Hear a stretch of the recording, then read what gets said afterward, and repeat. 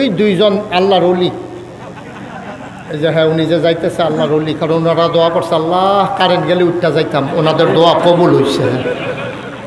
বিরাট বড় ওলি।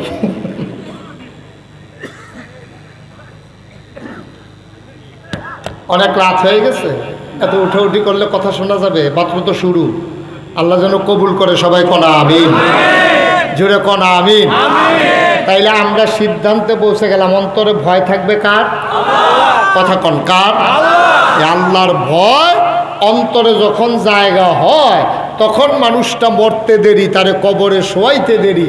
আল্লাহ তাবারক ওয়া তাআলা সবাই দেখবে মাটির কবর, ও কবরে গিয়া দেখবে মাটির কবর মাটি নাই, মাটির কবর জান্নাতের টুকরা হয়ে গেছে। বলেন সুবহানাল্লাহ। মুসলমান, লম্বা কথা বলার সুযোগ হবে না, মন দিয়ে শোনো। তাইলে আল্লাহর ভয় অন্তরে যখন জায়গা হয়, মানুষটা হয় প্র্যাকটিসিং মুসলিম, পারফেক্ট একটা মুসলিম হয়ে যায়। তার কথার ভিতরে ইসলাম প্রকাশ পায়, তার আচরণে ইসলাম প্রকাশ পায়, তার খাওয়ার মাঝে ইসলামের সৌন্দর্য ফুটে ওঠে, তার আচরণে ইসলাম প্রকাশ পায়, তার ব্যবসার ভিতরে ইসলাম প্রকাশ পায়, তার চাকরির ভিতরে ইসলাম প্রকাশ পায়। আর তখন মানুষটা সমাজের মানুষের কাছে শত্রুতে পরিণত হয়ে যায়, ঠিক কিনা?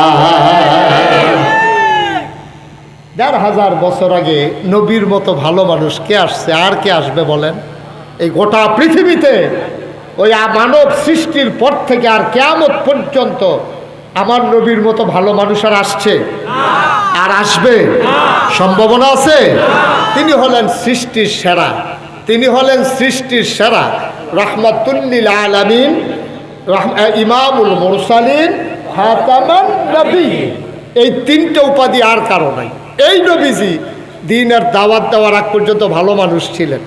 ৪০ বছর পর্যন্ত ওনার দুইটা বিখ্যাত উপাধি ছিল মক্কায়, একটা হলো সাদেক, আরেকটা হচ্ছে আল আমিন। সুবহানাল্লাহ বলবেন না? আচ্ছা, ওনাকে নবীজিকে যে সাদেক বলছে ৪০ বছর বয়স পর্যন্ত, আল আমিন যে বলছে, এটা কি বাংলাদেশের মানুষ? কথা কয় না। বাংলাদেশের মানুষ?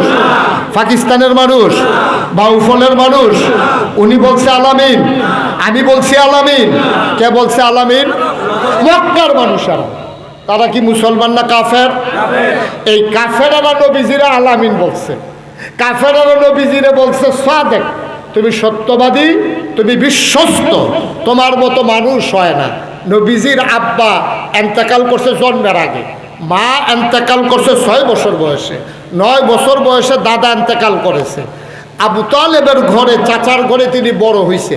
২৫ বছর বয়সে আম্মাজান খাদিজা রাদিয়াল্লাহু তাআলা আনহার সাথে বিবাহ বন্ধনে আবদ্ধ হয়ে স্ত্রীর ঘরে চলে আসছে। ৪০ বছর বয়স পর্যন্ত সবাই বলছে এইরকম মানুষ আর হয় না। যেই ৪০ বছর বয়সে নবীজি নবুয়ত পেলেন, সুবহানাল্লাহ বলবেন না? যেই মাত্র আল্লাহর ফেরেশতা জিবরাইল এসে বললেন, ও মুহাম্মদ, সবাই পড়েন সাল্লাল্লাহু। নবীর নাম শুনলে কি পড়তে হয়? ২-১ বার না বারবার? ২-১ দিন না প্রতিদিন? ২-১ সপ্তাহ না প্রতি সপ্তাহ? ২-১ মাস না ১২ মাস? ২-১ বছর না সারা জীবন?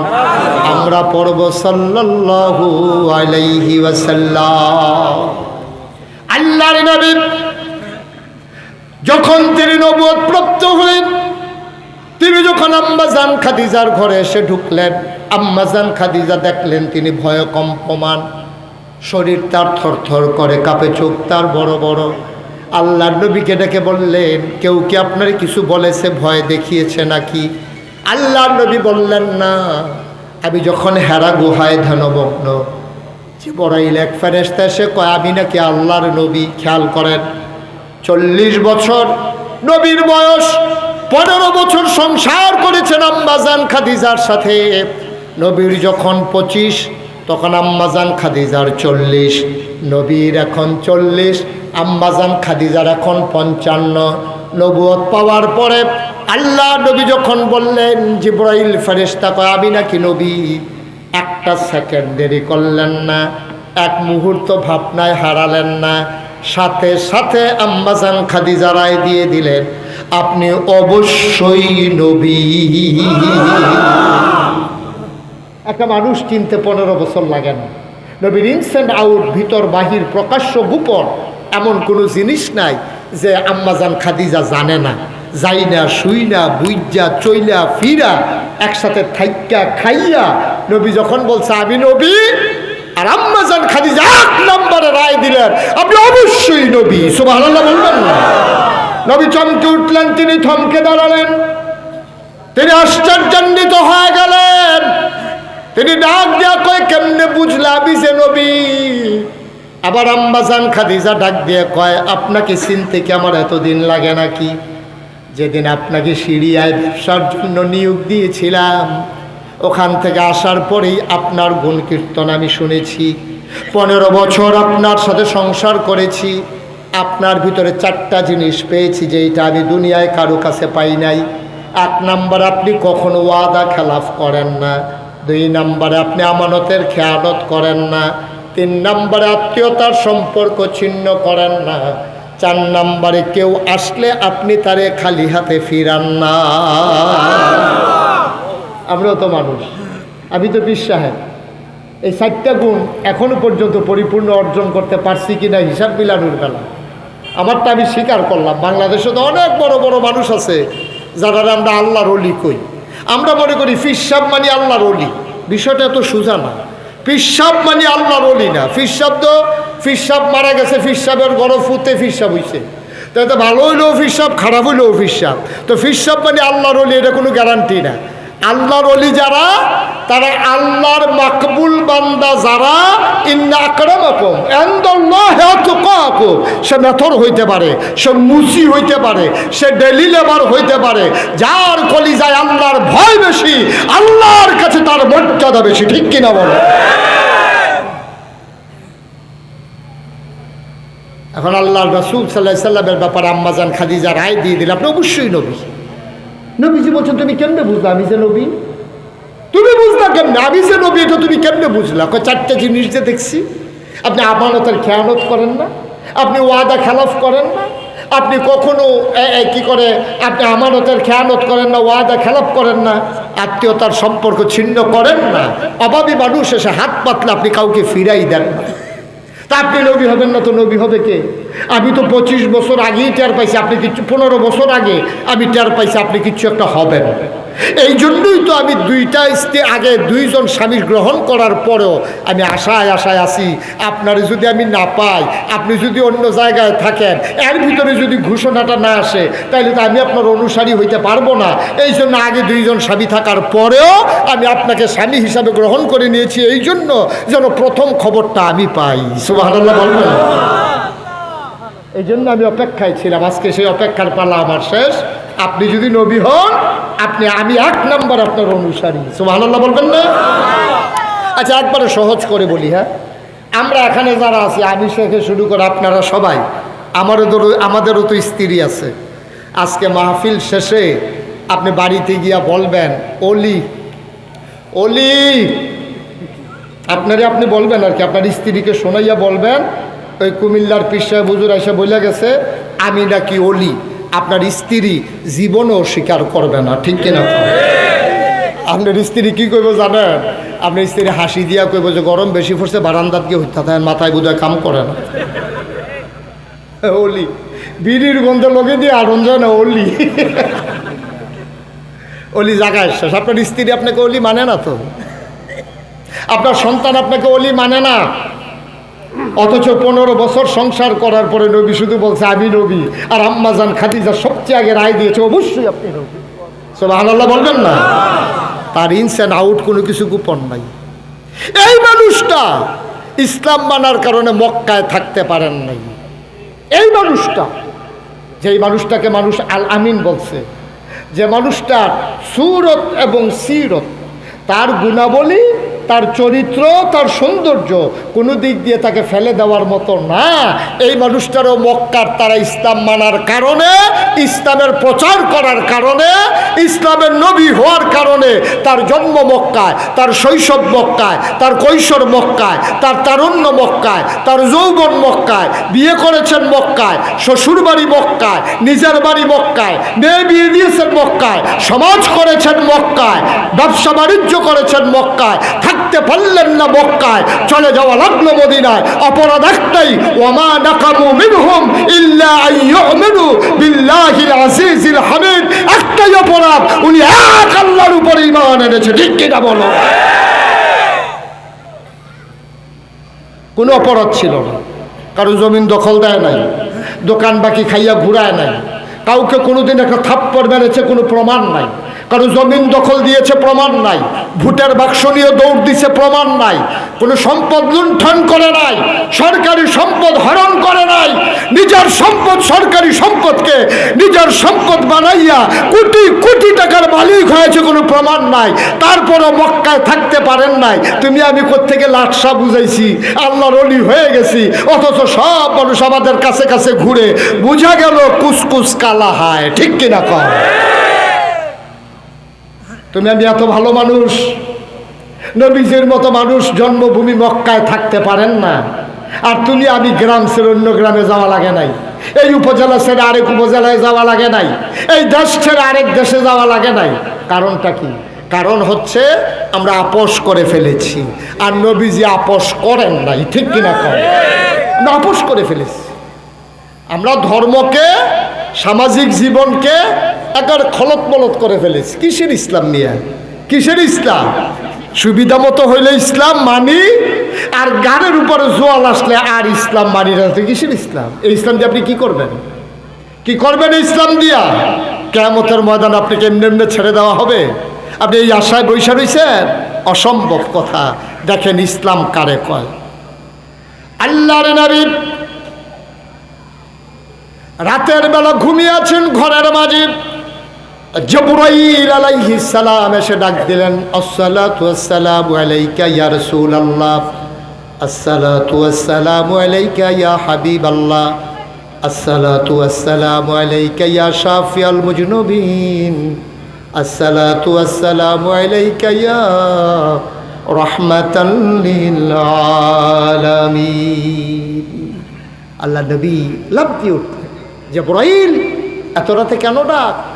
খবর এসেছে আপনি আর মক্কায় থাকতে পারবেন না, মক্কায় থাকা যাবে না।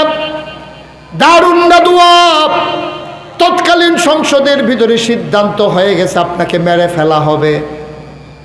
জিবরাইলকে আল্লাহর নবী ডেকে বলেন, হুকুম কি আল্লাহর? বলে দাও। আল্লাহর হুকুম এসেছে, চলে যাওয়া লাগবে মক্কা ছেড়ে মদিনায়। আল্লাহ নবী রাতের বেলা উঠলেন। লম্বা ঘটনা বলা আমার উদ্দেশ্য না, আমি শুধু বুঝাতে চেয়েছি ইসলাম মানার কারণে দেশ ছাড়তে হয়, তারপরও ঈমান ছাড়া যায় না। ঠিক কিনা? ইসলাম মানতে গেলে মামলা হবে, হামলা হবে, জেল জুলুম নির্যাতন হবে, প্রয়োজনে জীবন দেওয়া যাবে, ঈমান দেওয়া যাবে না। রাজি আছো কিনা? হাত তুলে দেখো।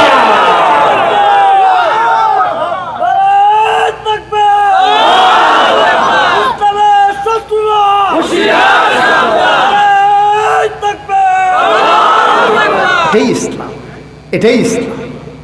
হুকুম আসলো, চলে যাওয়া লাগবে। আল্লাহর নবী একটা সেকেন্ড তিনি দেরি করলেন না, তিনি রওনা করলেন মদিনার উদ্দেশ্যে। যাবেন তো মদিনায়, তিনি হাঁটা দিলেন উল্টা দিকে। তিনি যখন চলে গেলেন, 3 দিন তিনি ওই সাউর গুহায় অবস্থান করলেন। সকালবেলা মদিনা মক্কার এক সাহাবা, নাম ছিল আব্দুর রহমান ইবনে আউফ, বড় শৌখিন মানুষ ছিলেন তিনি। দামি পারফিউম তিনি ব্যবহার করতেন, একবার ধুয়ে পাঞ্জাবি দ্বিতীয়বার ব্যবহার করতেন না। সুন্দর দাড়িগুলো ছেড়ে রাখতেন, সুন্দর করে তিনি চলতেন, বড় কেতা দুরুস্ত মানুষ ছিলেন।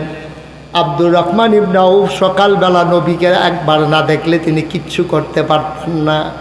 চলে গেলেন নবীর দরজায়, সালাম দিলেন, আসসালাতু ওয়াসসালামু আলাইকা ইয়া রাসূলুল্লাহ। নবীর ঘর থেকে একজন বের হয়ে আসলেন, বলতেছেন, কারে সালাম দাও? আমার নবী কই? রাতের বেলা তো নবীর সাথে কথা হয়েছে, প্রতিদিন সকালবেলা একবার আমি দেখতে আসি, নবী কই?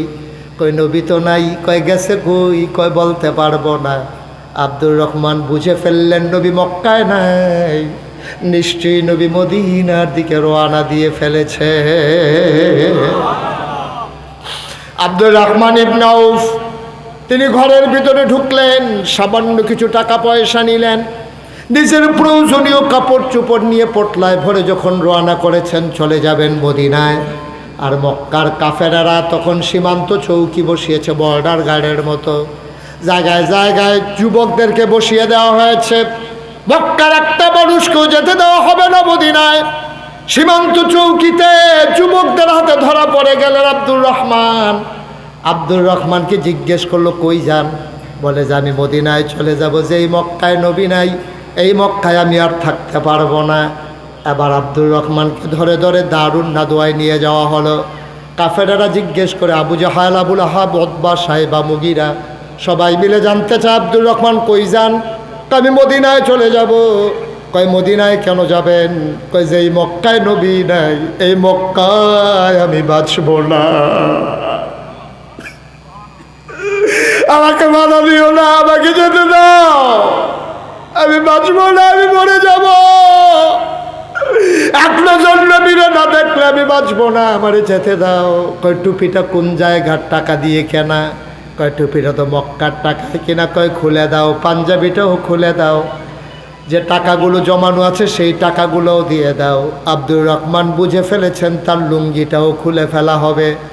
তিনি নত হয়ে চিৎকার করে বললেন, ভাই সব নিয়ে যাও, আমাকে লজ্জা দিও না। আব্দুর রহমান ঘরের ভেতরে চলে গেলেন। সন্ধ্যা ঘনিয়ে এলো, পাখিগুলো আপন নিরে ঘুমিয়ে পড়ল, গরুগুলো গোয়াল ঘরে, কেউ জাগনা নাই, বেওয়ারিশ কুকুরগুলো নিরাপদ আশ্রয়ে। প্রিয়তম স্বামী প্রিয়তমা স্ত্রীকে নিয়ে ঘুমায় ছোট্ট শিশু, মায়ের বুকে বুক রেখে ঘুমায়, কেউ জাগনা নাই। আব্দুর রহমানের চোখে ঘুম নাই। শেষ রাত যখন হয়ে গেল, সুবহে কাজেব, তিনি বের হয়ে গেলেন। পটলা নিয়ে আস্তে করে মদিনার রাস্তায় হাঁটা শুরু করলেন। যুবকেরা ক্লান্ত পরিশ্রান্ত ঘুমিয়ে পড়েছে। সারাটা রাত তিনি হাঁটেন, সারাটা দিন তিনি গুহার ভিতরে লুকিয়ে থাকেন। দিন যায় রাত যায়, সময় আর শেষ হয় না। ফজরের আগ মুহূর্তে একদিন যখন মদিনার সীমান্ত এলাকায় চলে গেলেন, সূর্য উঠবে উঠবে, ফর্সা হয়ে গেছে পূর্ব আকাশ। তিনি মনে করলেন লুকিয়ে না থাকলে ধরা পড়ে যাব। তিনি যখন খেজুর বাগানে ঢুকালেন, হঠাৎ করে কান পেতে শুনলেন কে যেন ডাকে, কয় আসসালাতু খায়রুম মিনান নাওম। আব্দুর রহমান বুঝে ফেললেন আমি বোধহয় মদিনার কাছাকাছি চলে আসছি। আবার আব্দুর রহমান আস্তে করে বের হলেন, মসজিদের কিনারে গেলেন, ঠান্ডা পানি দিয়ে অজু করলেন।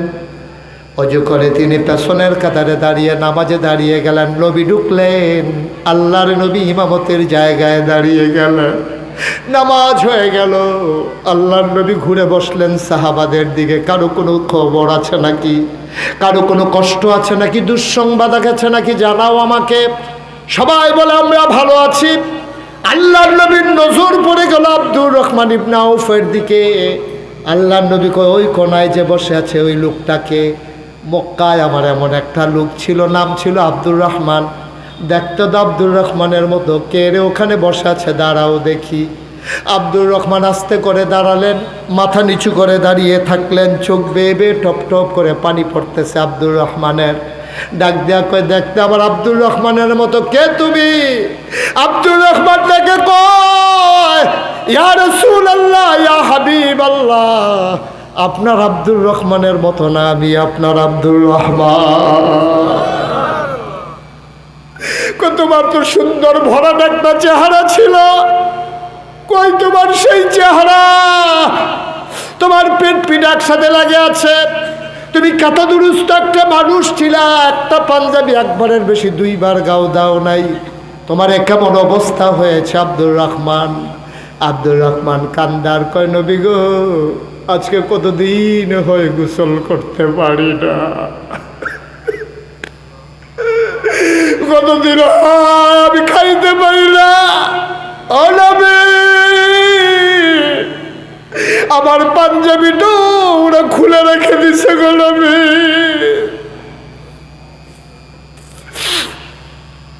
আমি আর গালগুলো হাড্ডিগুলো বেসে গেছে, চোখগুলো গর্তে চলে গেছে।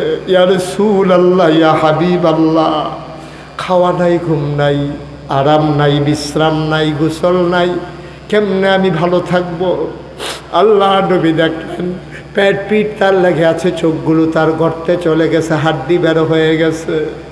আল্লাহ নবী ডাক দেন, আব্দুর রহমান আয় আমার কাছে আয়। আল্লাহ নবী আব্দুর রহমানকে ডাকলেন। আল্লাহ নবী হাত ছড়িয়ে দিলেন, লাফ দিয়ে আব্দুর রহমান নবীর বুকে পড়ে গেলেন। আব্দুর রহমানের চোখের পানি দিয়ে আল্লাহ নবীর বুক ভিজে যায়। আল্লাহ নবীর চোখের পানি দিয়ে আব্দুর রহমানের পিঠ ভিজে যায়। আল্লাহ নবী আব্দুর রহমানকে ছাড়ে না। আব্দুর রহমান আল্লাহ নবীকে ছাড়ে না। নাক দিয়ে ঘষে ঘষে নবীর জান্নাতি গায়ের গন্ধ নিতেছেন আব্দুর রহমান। আব্দুর রহমান শক্ত করে ধরে আছেন। আল্লাহ নবী আলতো করে ছেড়ে দিলেন। আব্দুর রহমান ডাক দেয়া কই, আরে রাসূলুল্লাহ, অপরাধটা কি, অন্যায়টা কি করেছিলাম? কোনোদিন কারো উপরে হাত উঠাই নাই, কারো উপরে কোনোদিন কোনো জুলুম করি নাই, কোনোদিন অন্যায় করি নাই, অবিচার করি নাই। মক্কার কোনো মানুষ এসে খালি হাতে ফিরে যায় নাই। ও নবী, আমার অপরাধটা কি ছিল? কেন ওরা আমাকে আসতেও দিল না? আসার সময় আমার সবগুলো জিনিস রেখে দিল, অপরাধটা কি আমার? আল্লাহ তাবারক ওয়া তাআলা কোরআনুল কারীম আয়াত নাজিল করে দিলেন, ওয়া মা নাকামু মিনহুম ইল্লা আইয়ুমিনু বিল্লাহিল আজিজিল হামিদ। কোনো অপরাধ নাই, একটাই অপরাধ, এক আল্লাহর উপরে তোমরা ঈমান এনেছো, ঠিক কিনা? আজও যারা ইসলামের কথা বলতে চায়, আজও যারা কোরআনের ধারক বাহক হতে চায়, কোরআন অনুযায়ী নিজের জীবন সাজাতে চায়, কোরআনের সমাজ গড়তে চায়, আজও একবিংশ শতাব্দীর সূচনা লগ্নে গোটা বিশ্বকে যখন বলা হচ্ছে কম্পিউটারাইজড, গোটা বিশ্বকে যখন বলা হচ্ছে গ্লোবাল ভিলেজ, আজও আমরা বাংলাদেশে শতকরা ৯২ জন লোক মুসলমানের দেশে আমরা খেয়াল করে দেখলাম, কোরআন মানার কারণে, কোরআনের কথাগুলো বলার কারণে শতকরা ৯২ জন লোক মুসলমানের দেশে, যেই দেশে চোর গুন্ডা বদমাশ সেটা টান টান করে ঘুরে আমার কোরআনের পাখিগুলোকে ওই জেলখানার প্রকোষ্ঠে বন্দি করা হয়, ঠিক কিনা বলো? আজও যে বদমাইশ গুন্ডা মানুষগুলো, চোর ডাকাতেরা বাংলাদেশের ভিতরে, তাদের জন্য কোনো সমস্যা হয় না। সমস্যা হয় কোরআনের পাখির জন্য, কোরআনের ধারক বাহক হওয়ার জন্য। এটা আজকের সিস্টেম না, এই রেওয়াজ আজকের না। ১,৫০০ বছর আগে নবীর যে সুন্নাহ, নবীর তরিকা আমাদের উপরে সেটাই আসবে, এটাই বাস্তবতা, ঠিক কিনা বলেন? সুতরাং যদি আপনি দ্বীনের ধারক বাহক হতে চান, আপনি যদি নিজেকে পরিচয় দিতে চান ইন্নানি মিনাল মুসলিমিন, আপনি যদি নিজেকে তৈরি করতে চান ইন্নাল্লাহ ইশতারা মিনাল মুমিনিনা আনফুসাহুম ওয়া আমওয়ালাহুম বিআন্না লাহুমুল জান্নাহ, আপনি জান আর মাল আল্লাহর রাহে বিক্রি করে দিয়ে জান্নাতের যদি মালিক হতে চান, মনে রাখবেন এই পথ শেষ পথ নয়। এভাবেই আমাদেরকে জীবন চালিয়ে যেতে হবে। আমরা এইভাবেই নিজেদের জীবনকে ডেস্ট্রয় করে দিতে হবে। নিজেরা মামলার শিকার হতে হবে, হামলার শিকার হতে হবে। আর দিন প্রচার প্রসারে যেমন করে ১,৫০০ বছর আগে ৩১৩ জন মর্দে মুজাহিদ বদর প্রান্তরে সিনা টান টান করে বোখা নাঙ্গা মানুষগুলো, যারা ট্রেনিং ছিল না, অস্ত্র শস্ত্র সজ্জিত ছিল না, একদল প্রশিক্ষিত, একদল বর্বর বেদুইন যাযাবর, আর ওই মূর্খ জাহেল, ওই জাহেলিয়ার জামানার প্রশিক্ষিত সৈনিকদের ১,০০০ সৈন্যের বিরুদ্ধে যেমন করে ৩১৩ জন সিনা টান টান করে দাঁড়িয়েছিল, আর বিজয় এসেছিল মুসলমানদের পক্ষে। এটাই হচ্ছে বাস্তবতা। মাঠ ছেড়ে দেওয়া যাবে না, ময়দানে অটল অবিচল আস্থা নিয়ে দাঁড়িয়ে থাকতে হবে, লড়াই হবে, আর এই লড়াইয়ে জিততে হবে। এটাই হচ্ছে মুমিন জীবনের অভিষ্ট লক্ষ্য, ঠিক কিনা বলো? এর থেকে ফিরে থাকার কোনো সুযোগ নাই, কোনো সুযোগ নাই। আর আপনি বলবেন আমি মুসলমান, আর আপনি ইন্তেকাল করে ফেলবেন আরাম আয়েশে দিন কাটাইয়া। রাস্তে করে মরে যাওয়ার পর আপনাকে জান্নাতে দিয়ে দেবেন, এ আশা করেন কেমনে? আপনি কেমনে করেন? নবীকে আল্লাহ পরীক্ষা ছাড়া ছাড়েন নাই, সাহাবাদেরকে আল্লাহ রাব্বুল আলামিন ছাড়েন নাই, আর আপনি আর আমি এমনি এমনি চলে যাব, এমনি এমনি জান্নাত পেয়ে যাব, এ আশা করার দরকার নাই।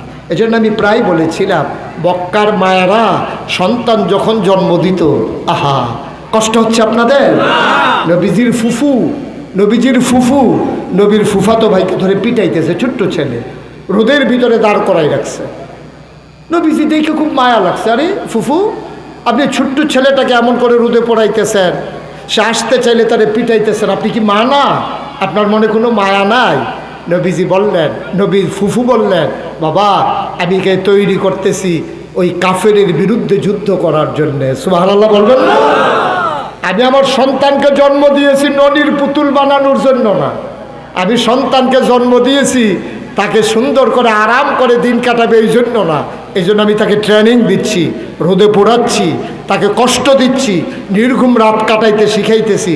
সুতরাং এই এলাকার যারা আমার মায়েরা, সন্তান যখন পেটে আসবে নিয়ত করবেন এই সন্তান মধ্যে মুজাহিদ হবে, বাতিলের বিরুদ্ধে অটল অবিচল পাহাড়ের মতো দাঁড়িয়ে থাকার জন্যে সন্তানকে যা ট্রেনিং দেওয়া দরকার মা দোয়াও করবে, ওইভাবে ট্রেনিং দিয়ে গড়ে তুলবে। ঠিক কিনা কর? আমি বলেছিলাম যে আমরা মনে করি ইসলাম মানে হচ্ছে নামাজ পড়া, রোজা রাখা, দাওয়াত খাওয়া, হাদিয়া নেওয়া, টুপি মাথায় দেওয়া, পাঞ্জাবি পরা, নির্বাচনের ভোট দেওয়া, এটা যে বিরাট বড় ইসলাম, এটা আমরা বুঝি না। এবার একটু সহজ করে বলি, মনে করেন আপনার এলাকায় একেবারে চিহ্নিত ডাকাত, সে চুরি করে কয়েকবার এর ভিতরে ধরা পড়ছে, তো সে চেয়ারম্যানিতে দাঁড়াইছে, এর সাথে আরও 10 জন লোক চেয়ারম্যানিতে দাঁড়াইছে। এখন আপনি যদি যেই লোকটা নিশ্চিত চুর, তাকে যদি আপনি ভোট দেন, ভোট দেওয়ার পরে সে যদি চেয়ারম্যান হয়, চেয়ারম্যান হওয়ার পরে সে যদি গম চুরি করে, আপনাদের বিবেক কি বলে? সে যদি চুরি করে 500 গোনা পায়, আপনি 200-250 পাইবেন, এতে কি কোনো সন্দেহ আছে?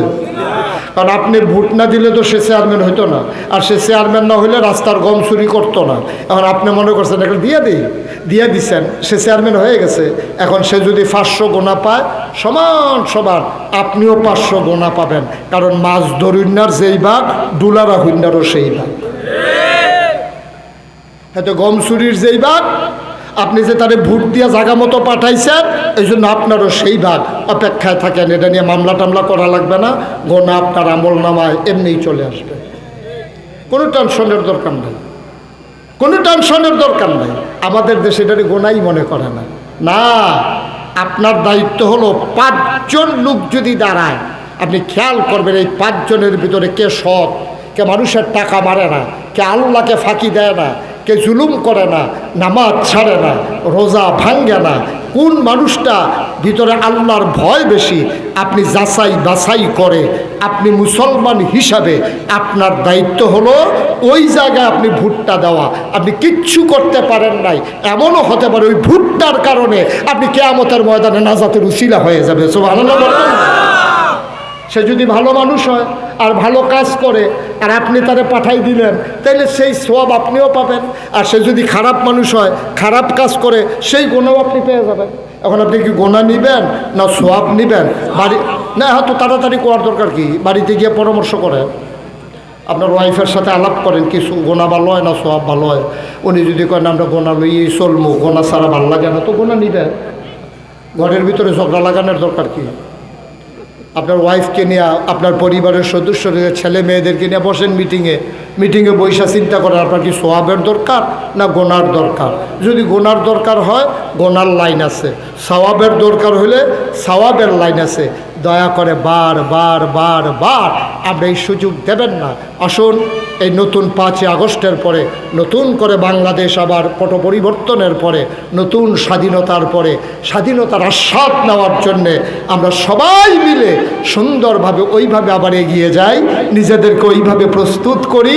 আমরা সবাই মিলে এক আল্লাহর রজ্জুকে ধারণ করে আল্লাহর জমিনে আল্লাহর দ্বীন কায়েম করার জন্য যা করা দরকার আল্লাহ যেন তা করার তৌফিক দান করে। সবাই কোনা আমিন, জোরে কোনা আমিন।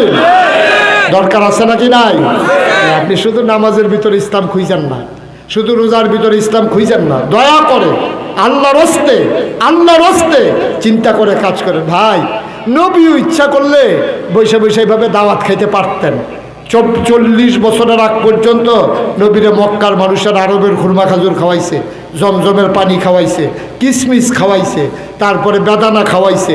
যেই মাত্র নবীজি সাফা পাহাড়ের কিনারে গিয়া বলছে, এই আমার দেশের মানুষেরা, আমি যদি বলি ওই পাহাড়ের পেছনে বাঘ আছে, তোমরা কি বিশ্বাস করবে না? ওরা চিৎকার করে বলেছে, তুমি জীবনে মিথ্যা কথা বলো নাই, বিশ্বাস করবো না? মানে সবাই মিলে বলছে অবশ্যই বিশ্বাস করব। আল্লাহ নবীর সাথে সাথে বললেন, ওই কথাটা যত সত্য তার চাইতে কথা সত্য। দেব দেবীর 360 দেব দেবীর পূজা না, আবাদত হবে কেবলমাত্র শুধুমাত্র একমাত্র আল্লাহর। ঠিক কিনা বলেন? এই কথা বলার পরে একেবারে মন থেকে বলেন তো, এই কথা বলার পরে যারা নবীর এতদিন যারা আল আমিন বলছে, এতদিন যারা সাদেক বলছে, এতদিন যারা নবীরে ভালো মানুষ বলছে, এতদিন যারা নবীর এত আদর যত্ন করছে, ওই মানুষগুলো খুশি না বেজার? কথা বলা, খুশি না বেজার? বেজার হয়ে গেছে। যেই মাত্র নবীজি বলছে তোমরা সবাই পড়ো লা ইলাহা, কথা কথা লা ইলাহা, এই কথা বলার সাথে সাথে মক্কার মানুষগুলো খুশি না বেজার? আমার কথা না, খুশি না বেজার? যেই মানুষগুলো নবীরে নিয়ে এত আদর করলো, এত মহব্বত করলো, এই মানুষগুলাই এখন নবীরে মারার জন্য পাথর মারলো, জঘন্য গালি দিল, ইয়া মোহাম্মদ তাব্বালাক, ও মোহাম্মদ তোমার ধ্বংস হোক। নাউজুবিল্লাহ বলবেন না? যারা এতদিন নবীর প্রশংসা করছে, আলামিন বলছে, সাদেক বলছে, এই মানুষগুলো এখন কয় ইয়া মোহাম্মদ তাব্বালাক, ও মোহাম্মদ তোমার ধ্বংস হোক। এটাই ইসলাম, এটাই হচ্ছে ইসলাম। ইসলাম এমনই জিনিস, আজকে আপনি ভালো করে ইসলাম মানা শুরু করেন, আজকে নিয়ত করেন, দেখবেন ঘরে বাইরে আপনার শত্রুর কোনো অভাব নাই। আপনি আজকে ভালো করে, যেই লোকটার দাড়ি নাই, যেই লোকটার দাড়ি নাই এখানে, এরকম যদি কেউ থাকেন, আমি তো দেখতে পাচ্ছি সবাই দাড়িওয়ালাই, দাড়ি ছাড়া যারা মনে করছে দাড়ির ব্যাপারে যদি ওয়াজ না আসি এটাই ভালো নাকি? যাদের দাড়ি নাই এইরকম একজন লোক আজকে বাড়িতে গিয়ে নিয়ত করেন যে আমি দাড়ি রেখে দেবো ইনশাআল্লাহ, দেখবেন ঘরে বাইরে টিটকারি মারা শুরু হয়ে গেছে। আপনার যারা বন্ধু তারা বলবে বেড়া হুজুর হয়ে গেছস। আপনার ওয়াইফ কি বলবে জানেন? আপনার ওয়াইফ বলবে যে শেষ, আমি যেই দেখে বিয়ে করছিলাম সব শেষ। এর ভিতরে শালি ফোন দিস, ফোন দেওয়া কয় আপা দুলাভাইয়ের খবর কি? কয় কিসের দুলাভাই? কয় দুলাভাই কয় তোর দুলাভাই আছে। কি দুলাভাই নাই? কোন সময় কি হয়েছে? কয় না তোর দুলাভাই তো হুজুর হয়ে গেছে, দাড়ি রাখার কারণে দুলাভাই হুজুর হয়ে গেছে। টিটকারি মস্কারার শেষ নাই। আজকে কলেজে পড়া ছেলেটা দাড়ি রাখো, 5 ওয়াক্ত নামাজ ধরো, তার মাও দেখবেন তারে টিটকারি মারা শুরু করে দেয়। ঠিক কিনা কম? সুতরাং আমার সব কথার শেষ কথা এটাই যে ইসলাম মানবেন অথচ বাধার মুখোমুখি হবেন না, এটা হবে না। এই আশায় কোনোদিনও থাকার দরকার না। ইসলাম মানবেন তো বাধার মুখোমুখি হবেনই হবেন, এতে কোনো সন্দেহ নাই। এটা বাতিল শক্তি বিরোধিতা করবে, ঘরে বাইরে আপনার সব জায়গায় আপনার শত্রু তৈরি হয়ে যাবে। শুধু আপনাকে ডিটারমাইন্ড থাকতে হবে। আপনি এত বড় একটা মাহফিল সাজাবেন অথচ কিছু লোক বিরোধিতাই করবেন, অত কিসের মাহফিল? ঠিক কিরকম? এত বড় আয়োজন করার পরে কিছু লোক যদি বিরোধিতাই না করে, তাহলে এটা কিসের মাহফিল দিচ্ছেন আপনি? তাহলে এটা মাহফিলই হয় নাই, কোনো কাজই হয় নাই। কাজ করবেন তো কথা আসবেই, মাহফিল করবেন বিরোধিতা হবে, কোরআনের মাহফিল করবেন বন্ধ করার জন্য পায়তারা হবে। তবে সুবর্ণ সুযোগ এসেছে এটাই, 5ই আগস্টের পরে আল্লাহ সুযোগ করে দিয়েছেন। এখন বাংলার জমিনে 92% জন লোক মুসলমানের দেশে কোরআনের আলোচনা হবে অবলীলায়, প্রাণ খুলে কথা হবে, মন ভরে আমরা কথা শুনবো ইনশাআল্লাহ। আল্লাহ যেন কবুল করে, সবাই পড়ে আমিন। আপনি ইতিমধ্যে দেখতে পাচ্ছেন আপনাদের এলাকার কৃতি সন্তান, এই এলাকার এই পটুয়াখালীর বিশিষ্ট আলেমে দ্বীন, যে মানুষকে নিয়ে আমরা গর্ব করি, যে মানুষটি আমাদের হৃদয়ের স্পন্দন। আমি সুযোগ পেলে যার কথা শুনি, আপনাদের প্রিয় ভাই, আপনাদের মাটি ও মানুষের মাটি এবং মায়ের সবাই মিলে আপনারা যাকে ধারণ করেছেন, লালন করেছেন, আমার প্রিয় ভাই শায়েখ জামাল উদ্দিন অত্যন্ত সুন্দর গুছিয়ে গুছিয়ে কথা বলেন, অত্যন্ত স্পষ্ট উচ্চারণে তার কথাগুলো তিনি তুলে ধরেন। সুতরাং তিনি আপনাদের মাঝে কথা বলবেন, সুতরাং আপনার না থাকলেও কোনো সমস্যা নাই। হ্যাঁ, না না থাকলে কী সমস্যা, ওনার ওয়াজ উনি করবো, আপনারা যাওয়া চলে যাবেন, অসুবিধা কী? বিষয়টা এরকম। সবাই মিলে আমরা কথা শুনবো। রাত তো বেশি হয় নাই, মাত্র 10:15 মতো হয়েছে, সুতরাং চলে যাওয়া যাবে না, প্রাণ খুলে কথা শুনবো, প্রাণ ভরে। কারণ প্রতিদিন এখানে মাহফিলের সুযোগ হয় না। একটা লোকও চলে যাওয়ার দরকার, যে দূরের হুজুর চলে গেছে আমরা চলে যাই না। আপনাদের মানুষ আসছে, আপনাদের মানুষের কথা আপনারা শুনবেন মন ভরে, উনি আপনাদের মতো করে কথা বলবেন ইনশাআল্লাহ। সবার জন্য দোয়া করি, সবার কাছে দোয়া চাই। বিশেষ করে আপনাদের কাছে আমরা আমানত রেখে যেতে চাই। ডক্টর এই শফিকুল ইসলাম মাসুদ, উনি আপনাদের কাছে, মাসুদ ভাই আপনাদের কাছে আমানত। এ মাটি ধন্য হয়েছে এমন সন্তান ধারণ করতে পেরে, ঠিক কিনা বলেন? সুতরাং এ মানুষটিকে লালন পালন যত্ন করতে হবে। চারা গাছ লাগানো সহজ, ফুল ফুটানো পর্যন্ত নিয়ে যাওয়া বড় কঠিন। পানি দিতে হবে, সার দিতে হবে, নিড়ানি দিতে হবে, হেলে পড়লে সোজা করে দাঁড় করানোর জন্য লাঠি দিতে হবে, দিয়ে সোজা করে যত্ন করে কলি ধরিয়ে ফুলে ফলে রূপান্তরিত করতে পারলে তাহলেই সার্থকতা। যুগে যুগে মাসুদ বারবার আসে না, এসেছে তো ছেড়ে দেওয়া যাবে না ইনশাআল্লাহ। আল্লাহ তাবারক তাআলা যেন কবুল করে। সবার জন্য দোয়া করি, সবার সর্বাঙ্গীন মঙ্গল কামনা করি। আবারও দেখা হবে এই সম্ভাবনা খুব কম, তারপরেও যেন দেখা হয় আমি ওই প্রত্যাশাই রাখি। আল্লাহ আমাদের সবাইকে কবুল করে নিক। সবার জন্য দোয়া করি। আসসালামু আলাইকুম ওয়া রাহমাতুল্লাহি ওয়া বারাকাতুহু।